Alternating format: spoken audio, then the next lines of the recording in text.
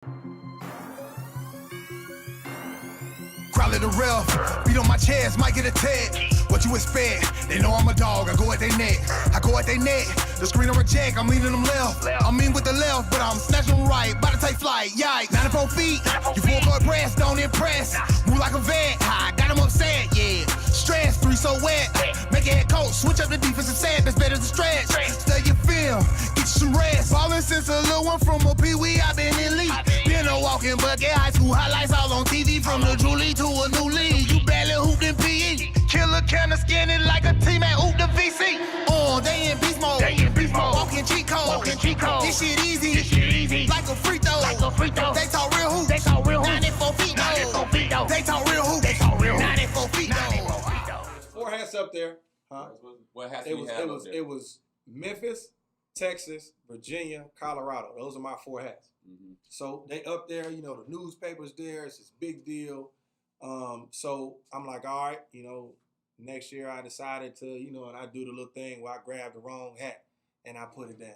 And I grabbed Texas, and my mom and them start clapping. Put that whole down too. And I'm like, damn, I put Texas down. I grabbed Memphis. And I say, I'm going to the University of Memphis. And I look, and they like, Shock. motherfucker. You feel me? Like, Mama so don't even know. The one thing that I can always say Throughout throughout my entire process, basketball-wise, is that I did it my way. Mm-hmm. I made the decisions that I wanted to make regardless of how anybody else felt about it. That's what I can say that. Yeah. Like a lot of people can say, well, I got here. scared. Yeah, I went here to look after because I had to feed my family and I did it my way. Yeah. So one of the decisions. I was visit because my parents wouldn't let me go to the University of Miami. My parents like, you can't go on this visit. Well, for me, I during the visit process, the one thing that kind of screwed me up was the University of Hawaii made it to where you get 5 visits, but you gotta commit. No, or sign. It's 2 visits. It's 2 visits.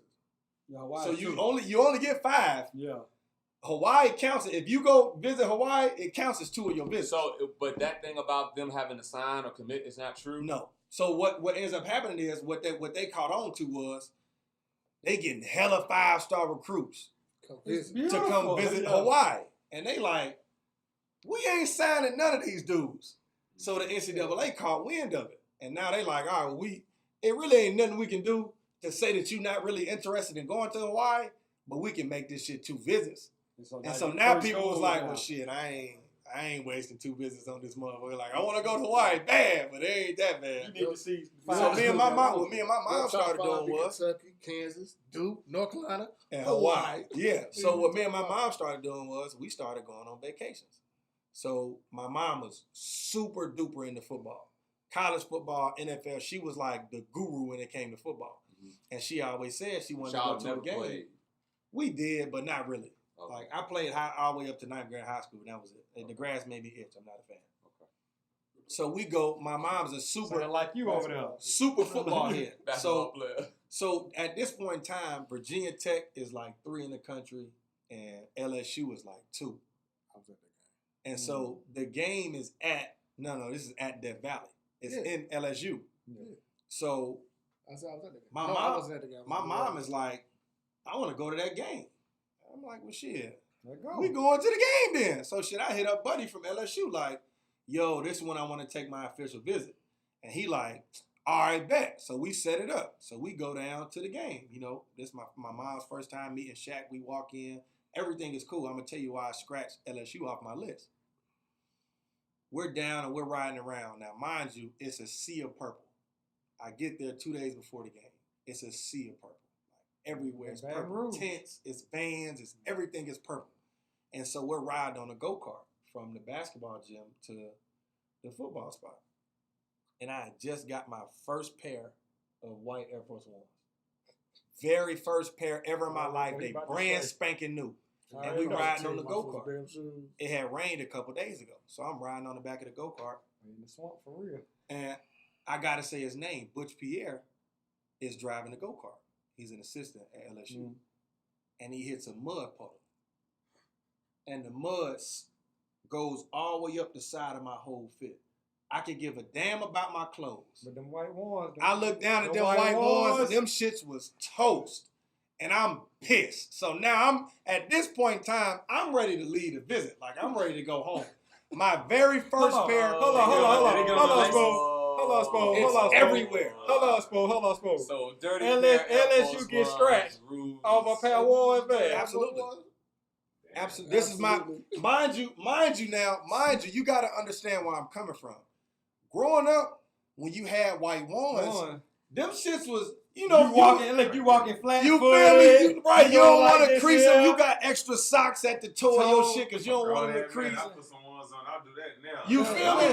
So, because you know they ain't coming back out. This is my very first pair. The mid-top. The mid-top. No, they was low. The low. Ever. This is my I'm going to tell you how new they was. I hadn't even undone the factory style laces at the top. Like funny look. Yes, the funny loop at the top of the shoe. Yeah. I took the shoe cover out and just put my foot in. I ain't changed nothing about the laces or nothing. So Buddy hits the mud pile. Boom. And I look down and I'm like, God. First thing he says, man, don't worry about that. We'll get you 20,000 more pair. And I'm like, not today. This is my first pair. I want these to be new. I can't even go to the game with these on now. So, I enjoyed wipe them down. I enjoyed the rest of my visit at LSU. That was my last contact with LSU because of that. So, I told you about Virginia Tech, told you about Georgia, told you about Georgia Tech. I wrote them off automatically because of how they did him. So my visit to Colorado comes around. Now, when I go to Colorado, this is Corey Higgins. Is at Colorado. Corey Higgins is supposed to be on my visit. My mom always wanted to go to Colorado. So we up in the mountains of Colorado, we going skiing and all this old type of weird shit, because this is what my mom wants to do. So I'm like, all right, cool. I take my visit to Virginia. Now I'm seriously considering Virginia. Mike Scott's up there. Mustafa Farrakhan is up there. Like, the school is dope. They're showing me, Ralph Sampson, they selling me on that because, I played with his son and, it's just a vibe at Virginia. I love Dave Later, but their team was just so bad. I can't do Virginia. Can't take the chance. So when I go to Texas, my visit to Texas was dope. Like the campus atmosphere, like everything about Texas is fire. Everything's big. How much your recruit was illegal? Because to the Hawaii. I ain't go to Hawaii. Okay. I was wondering. I ain't go to Hawaii. That's what type of question, Brad? No, that's the only reason I didn't go to Hawaii is because they said it was too busy. Is that 2, 3, 4? So yeah, 6. I go through that whole recruiting process, and it gets to the point. Like I said, we were just taking little mini vacays, 2-3 day vacays to these different schools. But that's so important, bro. Like. Y'all was just listening to your story, but had your mom or just had your, your parents and your big brother, sure. like your village that was around you while you doing all this, man. Like, the dopest part about it for me is that my best friend in high school played quarterback. Okay. And he was really good. Now, mind you, his situation got kind of messed up because the coaching changed at the end of the senior year. The whole football is different than basketball. Yeah. Ain't no football AAU tournaments. So they got you do on the field. Yeah, you have no right. chance. So his coaches weren't able to send his film off, whatever. That that situation went how it went. So when Rick Barnes comes, he's sitting in the meeting with me, and Rick Barnes is like, "Shit, I'm almost positive I can get your film, to the football coaches. Shit, we going to Texas together, like shit, it's lit." So the football team ended up offering him a scholarship, and We actually never spoke about it until like 2 or 3 years ago. But he was like, he was pissed at me for a long time for not going to Texas. Because y'all both do it together. Right, so because they offered him a scholarship too. But when I didn't go, they pulled his. They rescinded. Oh. Yeah, me and my homeboy had a joint thing too. Yeah, so, but like I say, the whole process for me was, it was just, it's almost something that you can't really explain going through. Like it's almost one of them things, like you just kind of had to be there. Because everybody's recruiting story is completely different. Absolutely. It's the story in itself, it becomes dope as fuck because you get to see like a different side of life for that moment, for those 2-3 days you're in whatever school you're at, you are the highlight of everything. Everything is they make you number one. Even when you get to the airport, that was my first visit. That was my first time ever seeing my name on one of the signs at the end of the. I think that shit is dope. That shit dope. You go get your bags and it's by the limousine, buddy got your name on the shit. Even when you're professional, when you get off the plane and get a team, they're like, I'm here for Mr. Cameron Taylor. That's me, bro. That's me. My first time in a Ronald Reagan suite. Yeah. That's me, bro. Like, that's me. Getting to live that part was dope. So, when does the bubble pop? The first time. Second you say I do. So go ahead.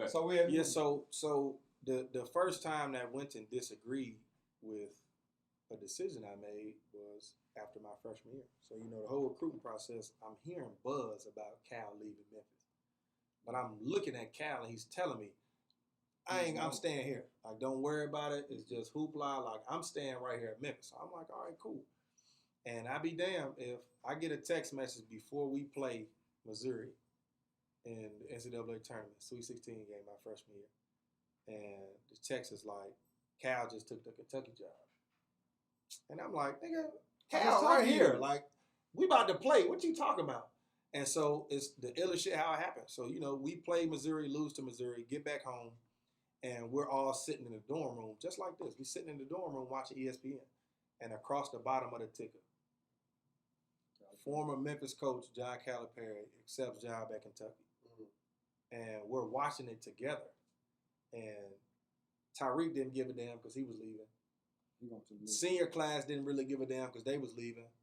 A lot of them other guys that was in the mix was just like, oh, well, like, who's next? But me, I'm like, I'm here. Yeah, because Cal also had the top recruiting class in the country. The next year. So a lot of guys was like, thank God. DeMarcus Cousins and them. Yeah. DeMarcus Cousins, John Wall, Eric Bledsoe, all those guys were coming to Memphis. Xavier Henry, all those guys coming to Memphis. Now they take Kentucky. So, when that happened, I get up and I go to the back.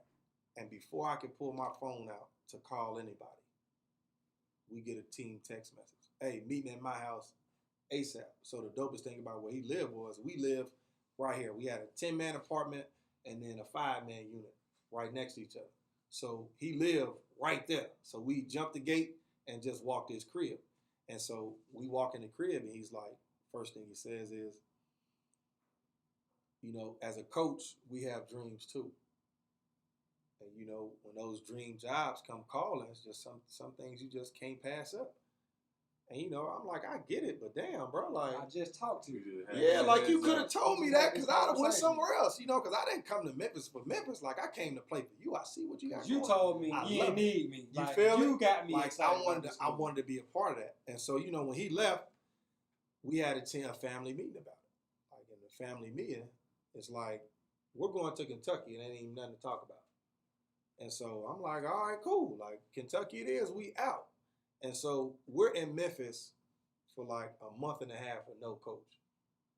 And I mean, like, ain't nobody checking on summer school classes. Like, I remember this because, you guys are our rivals, Memphis and Tennessee. So we're like, oh, man, Memphis is done. We ain't even finna worry about them as our rivals no more. And man, we got to worry about now is because Kentucky's in the SEC. So we got to worry about Cal. But we ain't worried about Memphis no more because Memphis at that time was our Kentucky. They was our Kentucky at that time. Like, they had all the recruits coming in. So we always was looking forward to that. So now, like, okay, well, he gone.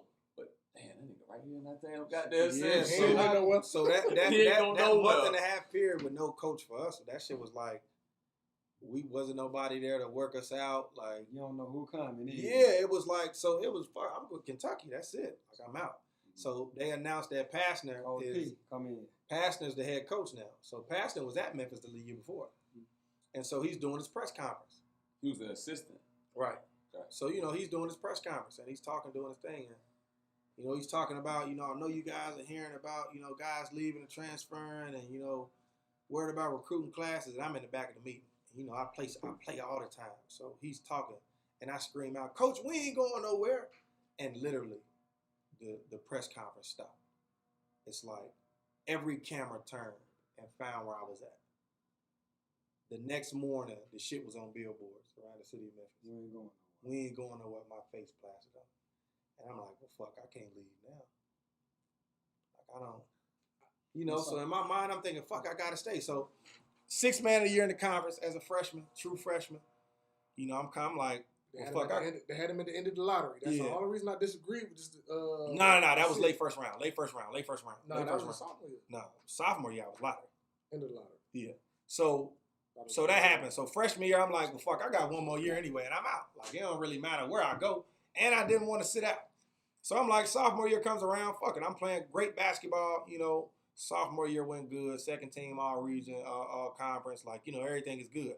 And it comes down to, decision time again. And, shit, we have a meeting, family meeting, and, because we're hearing shit. And the first thing I heard about the NBA was Indiana wanted to take me with their first pick. Mm-hmm. This is the 2010 draft. 2010 draft, Indiana says they reach out to people saying, shit, we're going to take them with our first pick. And I'm like, man, fuck that shit, bro. I'm having way too much fun at college. I'm coming back to college. Fuck it. So who does Indiana take that year with their first pick? PG, ain't it? Paul George. PG. So in the one workout I went to, me and Paul George, it's my first time ever seeing Paul. I never heard of Paul George before. Shout out to Palmdale P. Yeah. So shout out to Pandemic P. Palmdale P. Yeah, shout out to Pandemic P, man. So that was my first hint of the NBA was Indiana said, shit, we gonna take you with our first pick. But that was the only thing that I heard that was that high. Everything else was end of the lottery, mid first, late first. I'm like, I can get better than that. And so, that was the second time Wynton was like, you idiot. Like, Go get the money.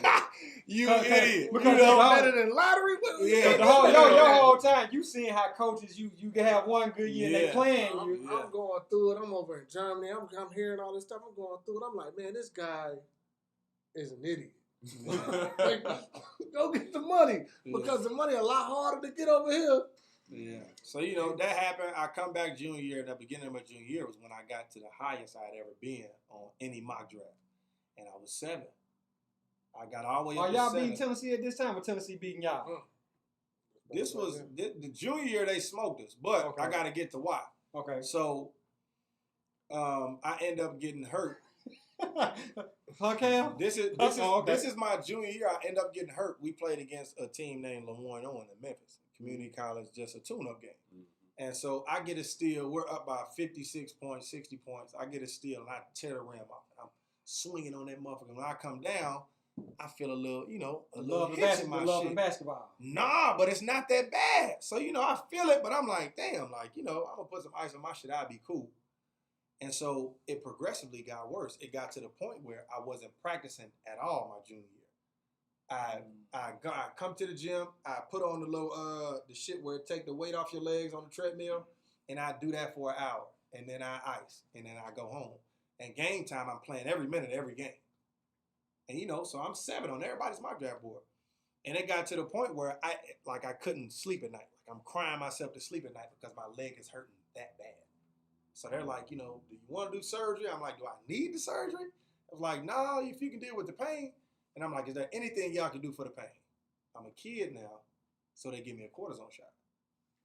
I get a cortisone shot December 7th before we play Kansas in the Jimmy V Classic at the Garden. The check engine light out. Right. Mm-hmm. So at the Garden, my mind is telling me, shit, Spoon, you back. Like, let's go kill Kansas. This when y'all was playing in the black. Y'all played in the black jerseys that game? Nah. We was blue. We played in the blue jerseys. But this was the Morris twins, Thomas Robinson.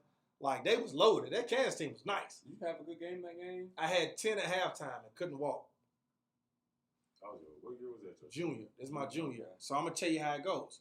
We played Kansas December 11th. We played Kansas December 8th. I had surgery December 11th, 3 days after the game. We played number 3 Georgetown on the 28th. Because of the cortisone shot, in my mind, I'm back. That's why you ain't play this day. Right. I'm back. Like, I'm back. Nah, I'm back, bro. Like, in practice, I'm rocking that motherfucker. I'm windmilling, dunking shit. And after every practice, like I'm noticing that I can't, like, my leg just ain't, it ain't really extending enough. Yeah, but it don't hurt at all. Like, I don't feel this shit at all. There's something wrong. We played Kansas December 8th, 17 days after my surgery, major knee surgery. and I played in that game. I played 9 minutes, had 3 points, and I knew I wasn't right because the first time I caught the ball off a down screen, I go to turn, and I take a dribble, and my leg, like, just fucking gives out. And I'm like, what the fuck? So, I bounced that shit off. I bounced it off my foot, and shit, I'm like, all right, shit, I trot back down. And then that was the beginning of the end of my reign in Memphis because we played Georgetown, then we played SFA. Stephen F. Austin in Texas. They come to us, and I killed him. So I'm thinking, all right, I'm back now.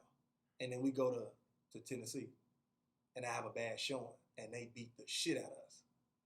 And that was it. That was the last time my name was on any mock draft board. So the shift went from it being Spoon's program. I'm gonna tell you how cold it went. It was Spoon's program, and now I got a freshman in Will Barton who kind of just, the ball fell right in his lap. He saw his open, and he started killing. To be perfectly honest, I really, really felt like that's exactly how it happened. Maybe because I wasn't really into the recruiting at that point in time. But I didn't really know much about Will when he came into Memphis. Not like that, and that's no disrespect to Will. Will's a great player, but I just didn't know much about him. When he came in his freshman year, he was really, really, really small, even compared to me. I'm a skinny dude. He was skinny as hell. But he was small. So I was like, there's no way that I'm like, damn, Memphis is going down. But they was like, nah, he really the guy. Will could play. And the one thing that Will was really good at was one-on-one basketball. Huh? Like Will's always been a one-on-one basketball player. Yes. And that's how I always knew that his game would translate to the NBA because in the NBA he couldn't show that one-on-one in college. So in college, what I'm seeing is not what y'all are seeing in practice. And I'm just like, damn, why they take the reins from West? Right. See, a part of that was because I had, and like I don't want to say I trained them, but I had that freshman class. I had them ready to go. Right. I had them ready to go. We was in the gym all the time. We're lifting everything we did was together because my freshman year, that's what I was brought into under Cal. Like if we went to the club, we go to the club 18, 19 guys deep because everybody had to go. That's just how it went. Walk-ons, managers. If we went out, everybody had to go out. That's just what it was. So I had them on that same type of timing. Everything we did was together. So it wasn't ever everybody in the media was trying to say like, well, how are they gonna do this and with that guy and this guy and that guy? And I got them thinking like, we doing this shit together. Like it don't really matter about none of that. I already laid the foundation. So what ended up happening when the shift change was, it became Will's program, and Will didn't approach it like I did. So that's when the tug of war became between him and Joe Jackson, him and Chris Crawford, him and Tariq Black, him and Jelon Kendrick. Like all that, the tug of war happened because the alpha was there no more. Like Will didn't want to be a leader. Will's mind was shit. I'm one and done. If not one, 2 tops, and I'm out. He had it wasn't like my thing was shit. I'm still here. He had a brother that came in there too with him. Tony, Antonio Barton transferred to Tennessee. Tony had game. Love Tony's game. But yeah, man, it was for me at Memphis. Memphis went how it went. Like So now you say Memphis went how it went. You're still able to somehow get on the team. You create not create, but you get on with San Antonio. How did you get on with San Antonio? So I'm gonna tell you how it honestly went. When I get a phone call before the draft started because every pre-draft I worked out for every team. They were saying it was ridiculous what I was doing because I did circuits. I did a West Coast circuit when I went to Sacramento, Golden State, both LAs. Then I did a Texas circuit where I went Houston, Dallas, San Antonio, and then I did an up north circuit where I went New York, Brooklyn. Like and I was going crazy. I was getting last minute phone calls like, "Hey, this kid dropped. You want to come work out?" Like I literally had 27 pre-draft workouts, and that's like unheard of. So I'm and every workout I go to, I'm going to ones with guards, and I'm playing with the little guards, and then I go to one where it's Draymond and them, and then I go to one where it's tweeners like me. So I worked out with everybody, but every workout I killed. So now I get a call 5 minutes before the draft, and it's New York. New York's like, yo, we got 37. We're going to take you at 37. So I'm like, well, fuck it. I don't even want to watch the draft no more. Shit, I'm going 37. So, 37 pick comes. I'm sitting right next to my mom on the couch. With the 37 pick, the New York Knicks select, and I grab my mom's leg like this. Costas Papanicolaou. And I'm like, what the fuck? Like, they just told me they was going to take me at 37. And my phone rings, and it's the Knicks. Hey, man, we decided to go another direction. We want you to play on our summer league team. And I'm like, I'm going to talk to my agent about it. And so my agent calls right after I get off the phone with them. Hey, you going to New York playing summer league? I'm like, all right, cool. So I go kill summer league. I go kill summer league. So on my summer league team, I got James White. I got Chris Copeland. Like my original summer league roster got traded to Houston for Marcus Camby. I had Jerome Jordan. I had Tony Douglas. Like all those guys were on my summer league roster. They got traded to Houston for Marcus Camby. So now they're scrambling. It's a fucking scramble to try to fill guys in on the summer league roster. And so they end up getting Silver Landisberg to fly over. Mustafa Farrakhan ended up getting on the roster. And I kill summer league. And so I'm like, the Knicks got to sign me now. Like I'm first and second in every category. It's me and Chris Copeland, first and second, everything. Points, rebounds, assists, steals, everything. And, it doesn't work out like that. So now, at this point in time, I'm just home. But I'm working out like crazy. So I'm working out like crazy. I'm doing 2 days. I'm living with my older brother at the time. And I get a phone call right after we had a 6 a.m. workout. And it's my agent. My agent's like, I got it on speaker. I'm sitting in the car with Will. And agent's like, yo, we're going to San Antonio. And I was like, what's in San Antonio? And he was like, Spurs, buddy. Like, we're going to San Antonio. And me and Will looked together. We both started bawling and crying. And I'm like, this is what I did it for. This is what all the workouts, all the injuries, all the crying, all the blood, all the sweat, this is what I did it for. And the only thing that I regret happening at that point in time was me and him got into a fight. I ain't fucking with you no more. You and Wynton. Yeah, like one of them type of fights. And for me, I wanted him to be a part of that. You shared with Will. Yeah, like I wanted him to, because that's what you closer to him. We grew up. We grew up whooping each other. Like that's why we as tough as we are now, because it was always a competition. And one of us reached, like I got to the end game. It's the end game. Ain't nothing past the NBA. That's it. That's what you work out for. And I didn't get a chance to share that with him. And going back, that'd be the only thing I changed. Man, you know what's crazy, Spoon, is let me say something. For a couple of years, it was kind of like I think you said something earlier where you had a problem. Oh, your best friend TJ had a problem with you for something that you might not even know. I used to have a problem with you because we had the same agent at one point in time, Lance. And Lance told me the exact same thing about San Antonio. San Antonio was supposed to be something that I was good, that I was going to get. Like, man, San Antonio, they like you. They want to, you know what I'm saying, holler at you. I got a good relationship with them. You know what I'm saying? I think we're going to make it happen. See, the craziest part about that is, Cam, is that the only reason that I got there was because Matt Bonner was Lance's guy. So it was a favor to Lance. So that's what Lance was like, you going to be good. Yeah. That's why he was like, you're going to be good to get in San Antonio. I think you got a good shot. Don't worry about it. I'll call you with the details. Next thing I know, Spoon signed with the San Antonio Spurs. My nigga, you know when I see this shit, I'm like, are you serious, dog? Oh, you know what I'm saying? At the end of the day, it's like, it's nothing. Like I'm not hating on you. I know you're a good player, but it's like you said, like when you broke down with your brother and like that, like that's the feeling that I want. That's the feeling that I thought that I was at. Like I'm about to have this feeling. Right, I've worked all of this. And I got arrested. I had all these things that happened to me in my career and shit like that. Coaching changes, all that. And I'm like, all of this is, like you said, this is what it's for. And then I put it in the hands of somebody else who told me that they was going to get it. But then you give it right back to the person who was like really a homeboy. Like we wasn't kicking it like that. We've been in the same circles and stuff like that, but you're a homeboy. You're from the crib. Yeah. So it's like, happy, but it's like I still want to be yourself too. Not in my expense. Real fast. Not in my expense, real bro. fast. If y'all heard anything, they would tell you anything. Don't go with anything. Yeah.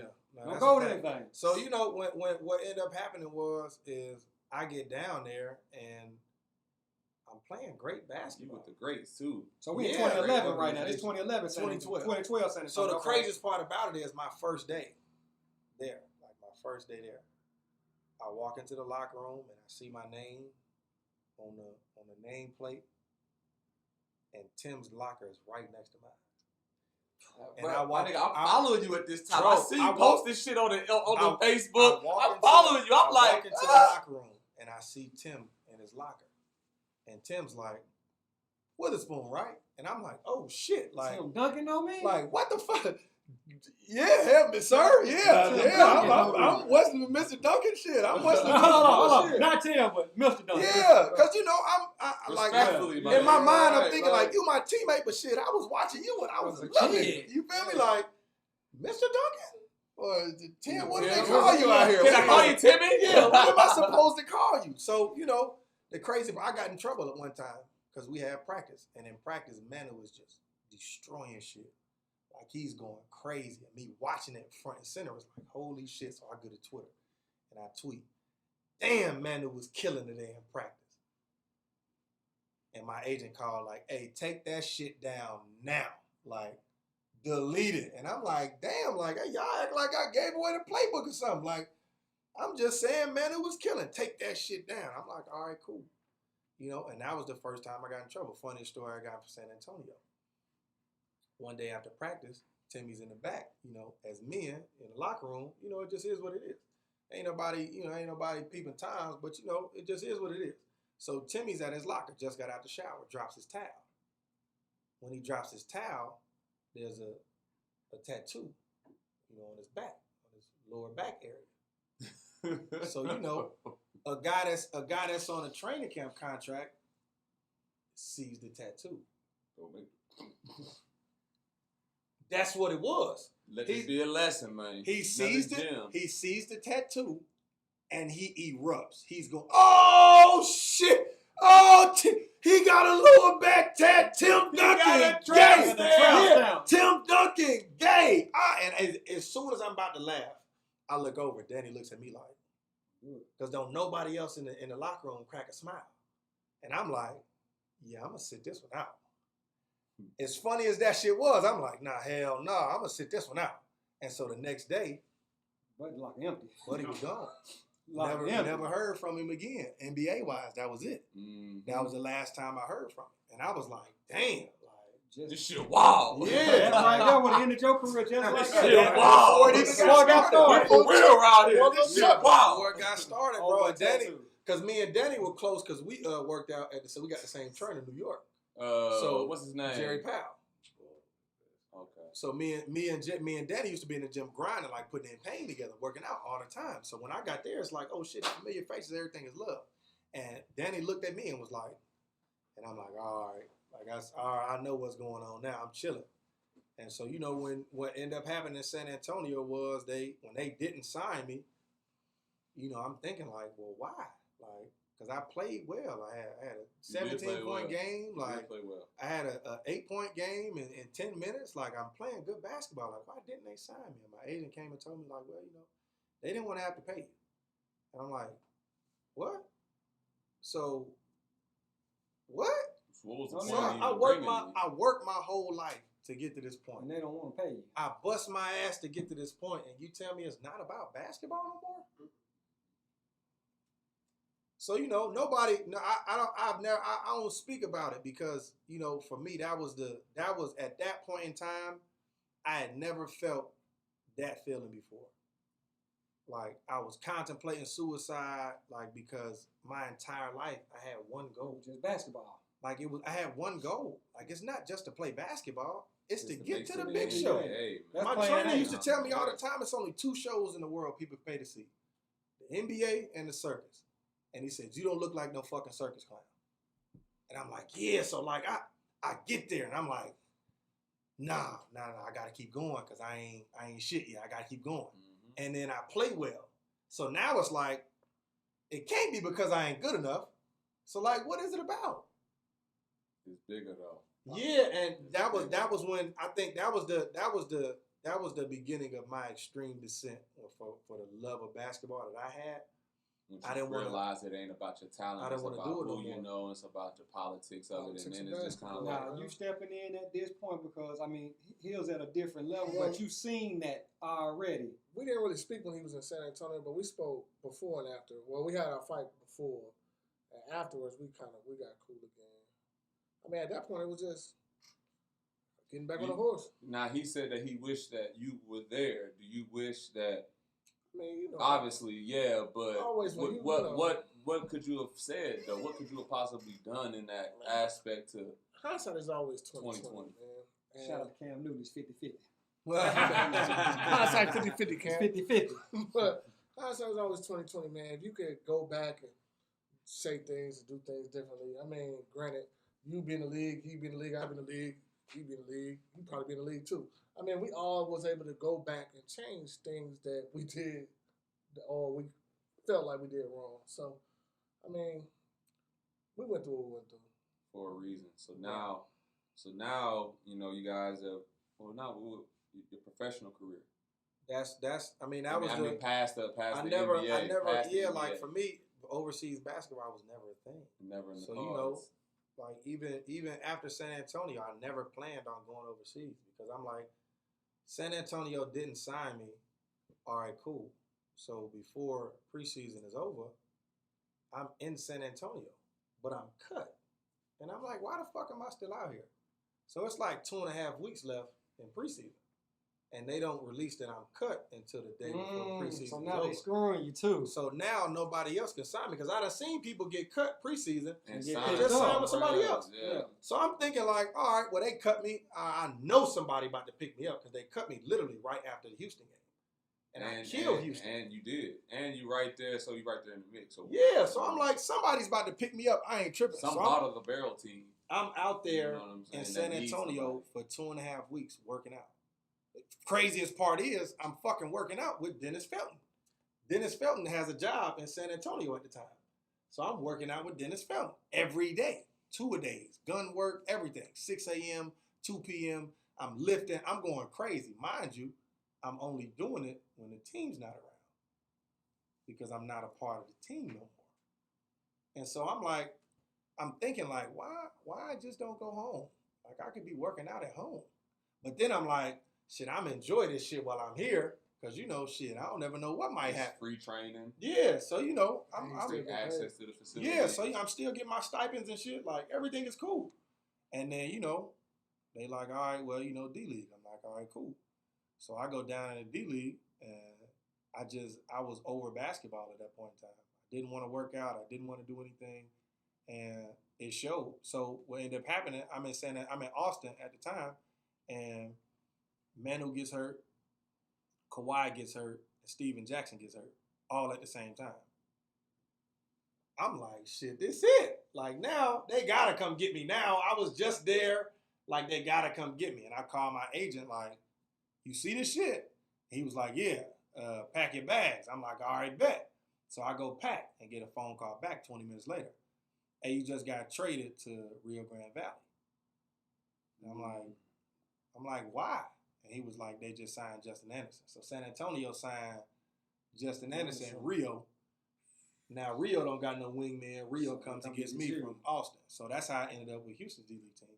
I knew I wasn't going to get caught up in Houston because Kevin McHale doesn't play rookies. Mm-hmm. So the whole year in the D-League, now we had the greatest D-League team in the history of the D-League. Mm-hmm. Not even close. Who was on your team? Man? Me, Hassan Whiteside, Andrew Gowlock, Malik Waynes, Vernon Macklin, Scott Machado, Royce Jones, Terrence Jones, Royce White, Monty Eunice, Glenn Rice Jr., DJ Kennedy. Shout out Glenn Rice. DJ Kennedy. Peso. Like we was beating teams by 50 and 60 points. Andrew Gowlock, we was beating teams by 50 and 60 points. Like every game, they raised our point total because you know they be like, well, if this team scores 100 points, everybody gets Chick-fil-A. Yeah. So they raised our shit at one point in time as 145. If they score 145, everybody gets this, and we was going to get that shit every night because they had a way of playing. Nick Nurse was our coach. The coach just won the champion. Yeah. So their motto down there is Ain't no mid-range jump shots. It's either 3 or a layup. That's it. That's perfect for a nigga like Drew. What? So they was giving us in practice. They give us 12-second shot clocks. So that's how we got accustomed to playing. Fucked up part is 2 days down there, I fucked my leg up. But yeah, so you know, I'm in Houston D League situation right now, and I play 2-3 games. You know, play against Jeremy Lamb, and you know all the homies I'm getting to see. You know, in a different light. So you know, it's cool down there. And then I get hurt. When I get hurt, Glenn Rice is on the part of the roster where you know you getting 70% of your contract. He's not even on the active roster. So when I get hurt, they activate Glenn Rice. That just came full circle, bro. This shit just Because when we talking to circle. Glenn, right? So Glenn, he on workman's comp. Yeah. And he That's said what somebody. he said He somebody ended got up getting hurt. on the team on accident. Yeah, because He somebody said got hurt or somebody got on the team on accident, Yeah. and then he was like, then somebody ended up getting a call up, and that's how he even got to play So and Jeff start Allen, the game. Jeff Allen got called up. Wow. So And yeah, you I'm gonna the tell you one how got hurt. all this shit happened the same weekend. So Jeff Allen gets called up. We're in the blue Oklahoma City's D League team. I think we're Oklahoma City. So we're out there. Glenn's not on the trip. Jeff Allen gets called up the day we get there. So he literally packs his shit and leaves that same night, going to Charlotte. So the first game we play, you always play the back-to-back. First game we played, you know, game goes cool. We end up winning. Second game, that same weekend, I'm playing, go to make a move, and my knee does some shit it never did before. Same one. This the right one. Okay. It does some shit it never did before. And so I'm like, damn, so I'm out. Cool. We get back to Rio Grande Valley, and they activate Glenn. Now, Glenn's first practice, Glenn is, you know, doing Glenn shit. Dunking on niggas, shooting trays. Like, you know, this is what Glenn does. But he's never played in the game before. Glenn's first game, he starts. 35. With the 360 layup. Hey, bro, Yeah, listen. Because he called him after that shit happened. Glenn walks up and you average 29 points. Like, me and Cam acting like, Bro, Glenn literally, bro, went from not having shit, not an opportunity, to me getting hurt. He got that opportunity, and he balled the fuck out. Ran with it. So when I came back, it's like, you and Glenn running. no. It's like, Glenn hooping. Like, what the fuck we gonna do with Spoon now? bro, averaged 29 and 11 in the finals. Yeah, so you can't, so it's like, fuck, I can't, like, I want to come back, and I told Glenn, I'm like, bro, like, I'm gonna be honest, bro. Like, you hooping right now. But I'm hot, bro. But No, you hooping. so this is my point. So this is they're asking me every game, like, yo, can you play? You want to come back? You want to play? And before I answer them, I'm hitting Glenn like, what you thinking, bro? Like, how you feeling tonight? Shit, Spoon, I feel good. I'm like, nah, I'm still hurt. Fuck it, I'm out. So I sat like 2 months of the season, just letting Glenn work. Like Glenn cook. So whole time, the beginning of the playoffs comes. And they end up trading. They trade me to Erie because early in the year, when we had Gallock and we had Vernon Macklin and Whiteside, we ended up trading DJ Kennedy to Erie. So I was a part of that trade to get DJ Kennedy back because I told my agent, like, it ain't working. this my nigga, bro. Like, I don't want to come back and shit on him, and I know I'm going to be fine wherever I go.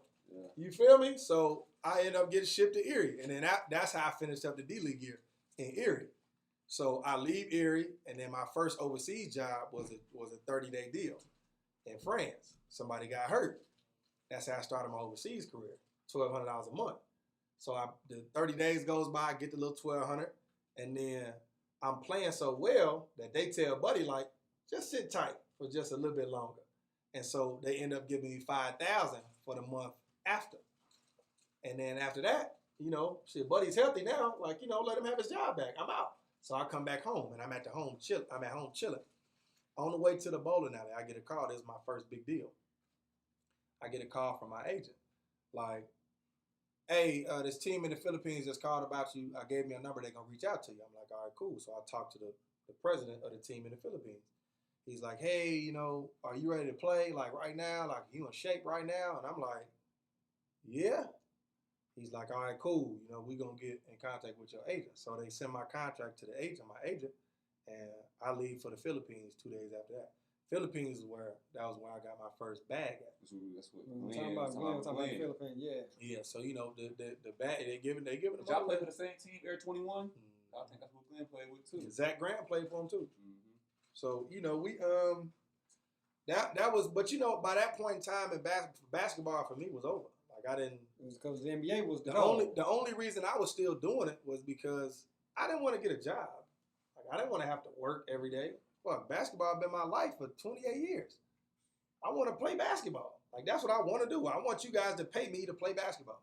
Like why is that so hard? But it got to the point for me where I got hurt again, and then once I got hurt the last time overseas, for me it was just like I'm gonna keep signing deals, but I don't want to practice. I don't want to train. I don't want to work out. Like y'all gonna get what y'all get. Like I was just going just to go. Just go through the motions, then. So at this point, it's like, all right, man, now I see the writings on the wall. So now it's time to start focusing on other things. So what was it? Well, both of you guys, what were the things that you that you tried to tap into afterwards? I know you guys, older brother is coaching. So, like, I think I see you doing some coaching with your older brother. Actually coached my nephew at Grayson. Mm-hmm. So it's crazy to see that come full circle like that. But if there is anything that you guys are doing right now, after basketball, coaching, anything that you guys want to talk about? Well, the biggest thing about any athlete, period, with their respective sport, is that if that's what your love is, like if that's what you've been so emotionally invested in for so much of your life, you have to be a part of it in some aspect. Like you just got to be around it. So I started training kids, and training was cool, but it didn't keep my competitive edge going. Like I'm still I want to compete. And so coaching for me was able to unlock that where I can still teach these kids the way, but I still get excited for game days now. Like I'm amped up for game days like I'm playing. I can put my guys together. You feel me? So now, and the dopest part about it is if I draw a player in a timeout, an ATO, some shit we ain't never ran before, if I'm in my mind, I'm thinking this shit's going to work, and I draw it up and it works, it's like shit. I just did that. You feel me? So I still got that. I still get it keeps my competitive juices going. And I could, 10 years ago, had you asked me if I'd be a coach, I say, hell no, I never want to coach. Because, I'm a player. I'm a ball player. I don't be no fucking coach. I play ball.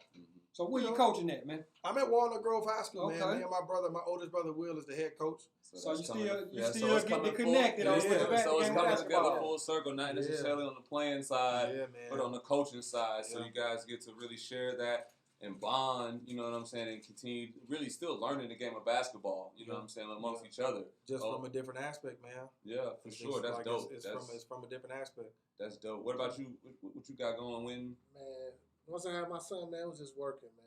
Daddy I thought about coaching, man, but honestly, the opportunities were better for me just to work for you. And just really get that time to spend with your kids, man. I was one that played overseas, and I had a young son, and being away from it is really tough. So I can definitely understand what you're saying. Like, man, listen, basketball, all that stuff don't matter. I get more joy in being a father than anything itself. So I definitely commend on you for that.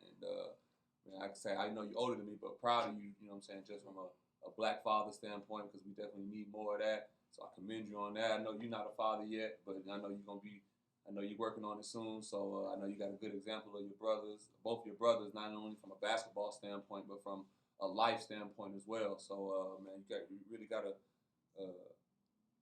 good circle of a good community around you, man, and that's great to see. Really, you guys are like really the original ball brothers before. You guys just didn't have the real crazy dad. Social media was around. This MySpace here, right here. That AOL AIM messenger. The phone didn't even have them there to record. We chirping. I really felt like if you guys had that, you know what I'm saying, especially the talent that you guys had, and somebody maybe pushing you guys, all three of you as brothers, you really would have had that field, or have that notoriety as, the Spoon brothers. You guys do, for sure, locally, you guys are for sure household names in the state of Georgia, but, nationally ranked, we think all three of you guys would have had those flowers. So as we get ready to wrap this up, man, we also talking about former players and stuff like that. One question we also like to ask is, who is the best player that y'all saw coming out of the state of Georgia? I'll let you go first, my boy. With my own two eyes? With your own two eyes. Can I say myself? I'm just asking for the sake of the conversation. That was outside of you. Like who did you see? Outside of you, respectfully, outside of you. I don't want niggas to think I'm trying to be funny because literally, and this is a literal statement, the best player that I ever saw play the game of basketball with my own 2 eyes was him. Until my junior year of college when I got invited to Paul Pierce camp. And I saw Kevin Durant play basketball in person. Like I played him one-on-one. I saw it in person. And that's when my viewpoint changed from him to Kevin Durant. Okay. So let me retract that because we're going to keep it Georgia. Best player in Georgia. Him. Best player you ever seen in Georgia. Outside of VB, Vincent Banks, Dwight, Lou Williams, Chris Allen. Billy, Chris, all of them. You going with Big Bro. He did everything. He did everything. Like hey man, I'm pretty on the basketball floor, he literally did whatever he wanted to do whenever he wanted to do. 2-time state champ. Oh, well, Will got one, I got one. You got one, okay. So he handled it like a small guard. He shot it like from 25, 30 feet easy, and he had a 40. Well, I'm pretty sure there's a lot of people who did follow him, you know what I'm saying, that's going to be watching this show, that's going to think the same thing and really believe that. So, I mean, that's dope that, you know what I'm saying, you had the impact on your brother and still, many players that he's seen in Georgia and outside of Georgia, he still has that respect for you. Thrown by KD. KD, the only person you know what I'm saying? That's KD. Bro, you gotta respect that. That's respect. Hey, you gotta so respect that. You better say he the best player that you done seen coming out of the state. No, I didn't say it just because of that though. Yeah, like yeah. it's literally like if you were able to see the things that he was able to do, the shit was amazing. Like I'm like, unfortunately, when he was in high school, I was gone. So when you talk about Chris, when you talk about him, most of Lou's career, Mike, I wasn't around for that. So when Mike dunked on Buddy from Berkmar, I ain't gonna say his name, I got the call. I didn't get to see that. yeah, he dunked on my best friend, guys. I got the call. I got the Oh, call. no, not today. Oh, we got to edit that out. Yeah, so I didn't get to see nothing. He was a football player, bro. He was a football player. So for me, it was like the people that came before me. And the coldest what I seen with my 2 eyes, Tony Akers. Tony Akers. He literally got, I got a triangle too one time where it was 2 people guarding me. And that was the first round of Region versus Parkview. And it was the worst thing ever. Had like 12 points. It was so frustrating. I had 2 people guarding me. I had one person guard me on their offense. He still followed me around like he on defense, but you on offense. And I saw Tony get triangle 2 multiple times. Yeah. Where he got 2 people following him around the whole game. I seen him giving I those heard he was just 30. Tony was good. like 3-pointer, like Yeah. Steph Curry. Yeah, he's the first one I seen Sham Before down a nigga Steph. to a 3. No, he did it between his legs. Yeah. He shammed it between the legs into a step back 3. And he was left-handed. He was like, So I mean, you had the privilege of playing with Tony I didn't and get to play Wayne. with Tony. You didn't play with Tony, but it depends who you saw. You got no, Will played with Tony. Will play with. Yeah, so Will you and played with Tony. Wayne. I played with Wayne. So what Because about your freshman year is 2000. And Wayne was Mr. Basketball, Wayne was basketball. and you're still Tony was Mr. Basketball too. So was Tony. So ooh. Tony Mr. So you're like, basketball hey, too. See, but that's why I Right. said when people start talking about the coldest high school basketball player, Yeah. those 2 have to be in the equation. But I'm gonna tell you, Like but- they got to, I ain't saying they got to be in that one discussion, but they in that that talk. conversation. They got to be in that talk. No knock to Lou for me, but Tony or Wayne didn't spend much time at the free throw line, and all they buckets came on shot attempts. Yeah, they was good, man. FTAs. And Lou, even now he's a master getting to the line. He is. I mean, he's a master scorer. He is a master. Yeah, he's a master getting to the y'all line. took our coach, man. You know, them banners, y'all need to go and send them over. Talk to me. Coach, Hey, the honorable mention for me too is Gerald Fitch. Jefferson Cole. He went to Kentucky for y'all young people to know. Gerald Fitch. I watched Gerald Fitch give my brother them fits. The other brother. Oh, Yeah, Will. In the state tournament, he gave them fits. And that was at the time when, I was a kid, so I'm running around. You like 7, 8 years Yeah, old. but I'm right running around the gym going crazy. And every 5 seconds, it's ooh. So I'm like, let me go see what's going on. And Buddy was really out there doing that. Man, Quentin Hollis was tough too. A lot of people don't Hollis. talk So about my Quentin brother, Reading right there. so my older brother graduated from Redan. He played there in '99 with Daryl Cooper and all those type of guys. And Quentin Holland was a sophomore when he was coming up. So I was like around 8, 9, 10 years old when I'm watching Quentin, and he was the highest jumper that I had seen. He's the first one I seen windmill in the game. Man, he was the highest jumper that I had seen. Shout out to Quentin Hollis over there. I think he's down there in North Carolina coaching in Oceanside, man. So shout out to Quentin Hollis, man. That's definitely an OG of mine, man.